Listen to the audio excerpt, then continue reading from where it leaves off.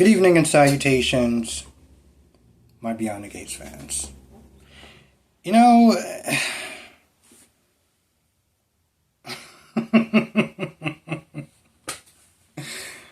I'm just going to think about this whole entire this whole entire episode just being replayed in my head over and over and over again.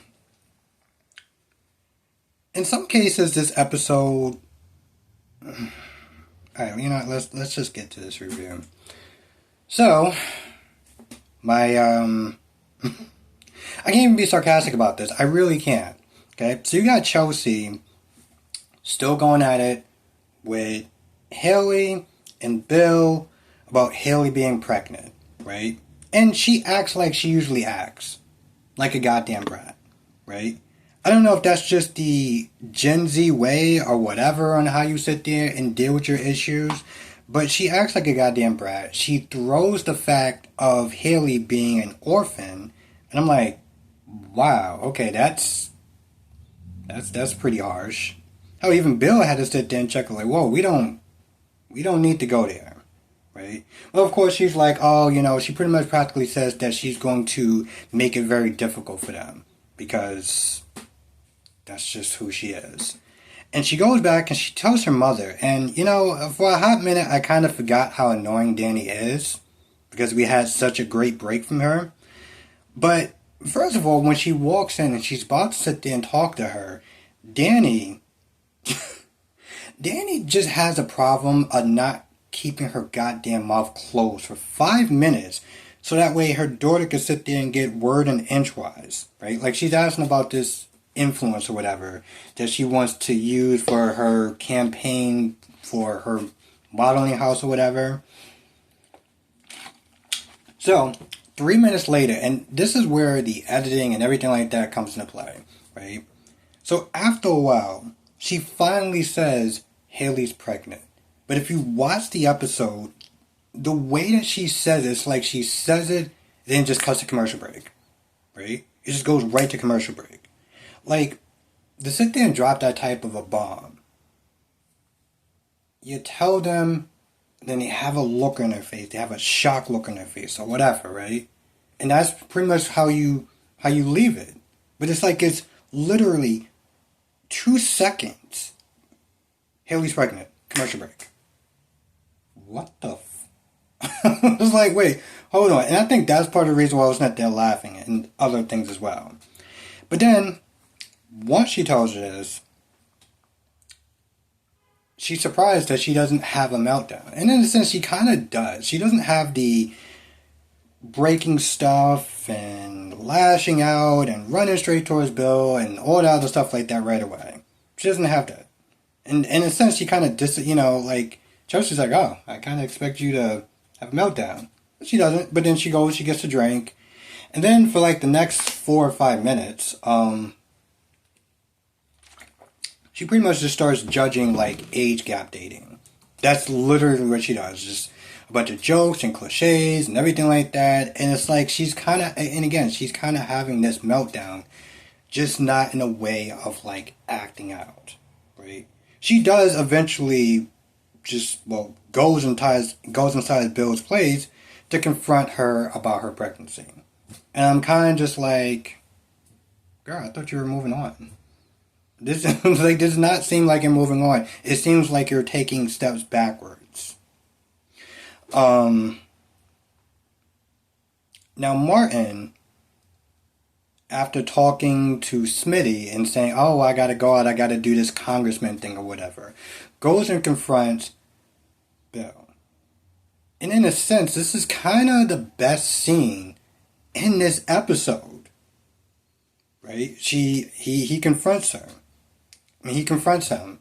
At first, he does it in front of his wife, and then they just start going back at it. And long story short, it's the best scene, but it ultimately goes nowhere, right? So he's upset that Bill was sit there dropping these little hints and stuff like that about what Martin did in the past, right? So this way Martin could this way Smitty could sit there and start investigating and finding out for his own, just to cause some sort of drama or whatever, right? Like, I don't know why he did what he did. I don't understand. Like, in a sense, it's almost kind of stupid because that's the leverage that you've been using to keep the Duprees in line. So why would you go out your way to sit there and drop little breadcrumbs to Smitty, knowing that Smitty's going to sit there and follow it? Because one, he's a reporter. Two, they're married. He wants to know what's going on. He's been wanting to know what's going on for a while. Hell, that's the reason why he came to Bill in the first place. So why would you dangle that in his face with just to get under Martin's skin? I don't understand why. But all this hollering and blustering and stuff like that Martin does, it doesn't really matter in the grand scheme of things. Because what are you gonna do? You're gonna sit there and attack me? This is the reason why he was meant to say, mind your surroundings. Like, you keep dropping these little hints like you did something you don't want people to know, and yet you're in a public area and they're coming at me. Like, what are you doing? The problem with this whole scene is that it's good and they're going back and forth, and it gets to a point they start getting physical, and then they pull a Twilight. If you know what that means, you know what that means. If you don't know what that means, all that stuff, all that build-up, all that back and forth, it was a dream sequence. Like, I mean, it wasn't a dream sequence, but it was like what he imagined he would want to do. And then ultimately, he just goes back to the house, talks to Smitty, and Smitty is like, yeah, I know you weren't doing what you said you were doing because I looked on my phone app. So why don't you sit there and tell me what's going on and say you're just lying? Like, I know that you went to go and confront Bill. I knew you were going to do that. So why are you lying about it for? Like, seriously, you're just a pathological liar on top of being a manipulator. And probably a gaslighter, too, if we're at it. You are kind of a shitty husband, just all around. Like, then we gotta sit there and talk about their weird-ass son, okay? Their weird-ass, insecure son. So Terrell stops kissing Jessica. Well, that's going to be awkward in the streams, and we all know why that's going to be awkward in the streams, especially when I'm talking about, well, her. Anyway, he stops kissing her. And at first he's like, listen, I don't want to seem like, I'm taking advantage of you. You came over here to study or whatever, and I don't want to seem like that dude, right? I'm like, okay, I get it, a little chivalry, whatever. You don't want to sit there and take advantage of her. But she's like, nah, it's cool. I knew what I was doing. But then he starts to get into this, I hate saying this, but this bitch boy insecurity-ness with him. Where he's like, oh, well, you're only taking pity on me, and, girls like you, don't really go with guys like me, and, I'm just sitting there waiting for the other shoe to drop. Where's the camera at? You're going to sit there and make a joke? Am I going to sit there and be on Instagram again? People laughing at me? And I'm like, bro, you literally are your own worst enemy right now, and you don't even see it. Because you're too goddamn insecure. So finally, she just had enough, and she was like, you know what? I'm done. I'm out. And she leaves, and she walks past Smitty, and Smitty's like, what happened? And Samantha comes downstairs, and he's just like, oh, well, she wants to study somewhere else. She wants to do something else, and I got to study, and then he goes upstairs. And then, long story short, Samantha does follow him, and the only thing that Samantha says is, you just need to have more confidence in yourself. Whether he'll listen or not, he's going to sit there and grovel, and if she even bothers to take him back, which I don't know if she should. I'm going to be honest. I don't know if she should. Because he seems like he's a whole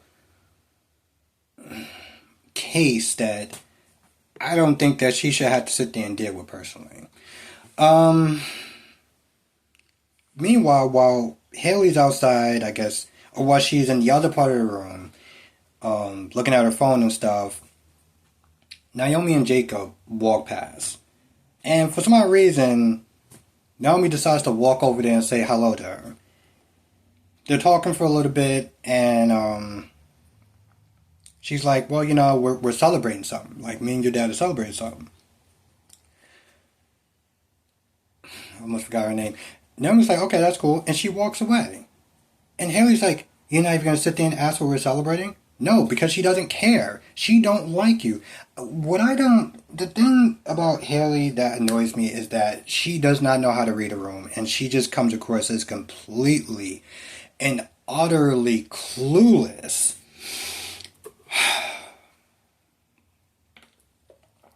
Maybe the story will make sense, and maybe it won't, right?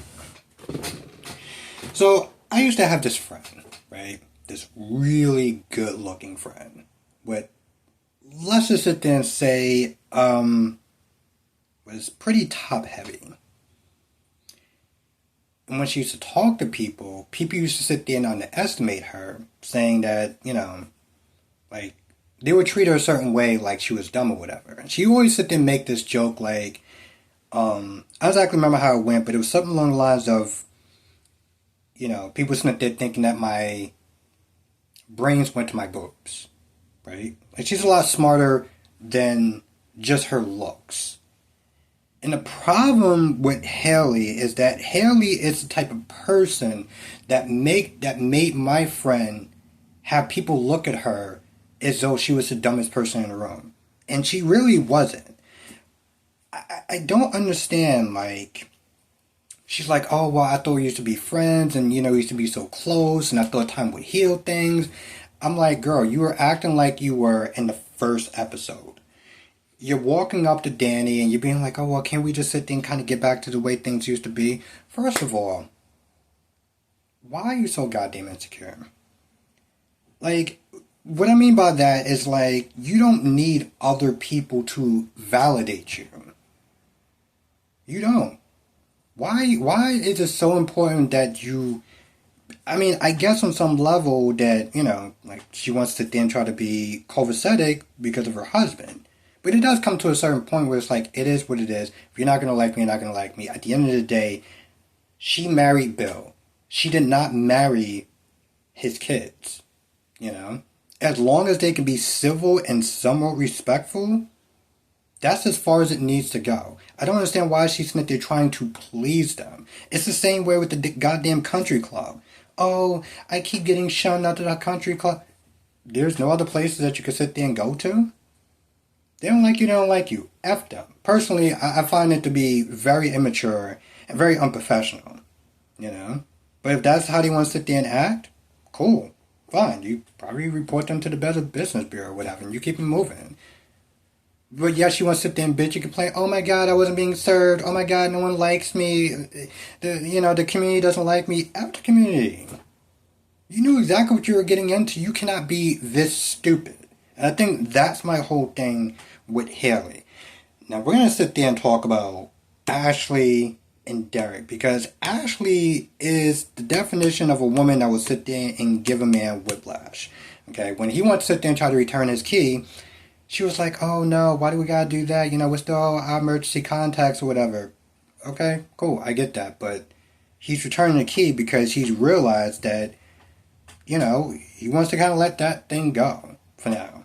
And now she's all talking about, basically he was sitting there saying, like, listen, I have my life, you have your life, as far as, I live in situations, and, that's fine. And honestly, to tell you the truth, yes, you should generally want more with a woman than just settling to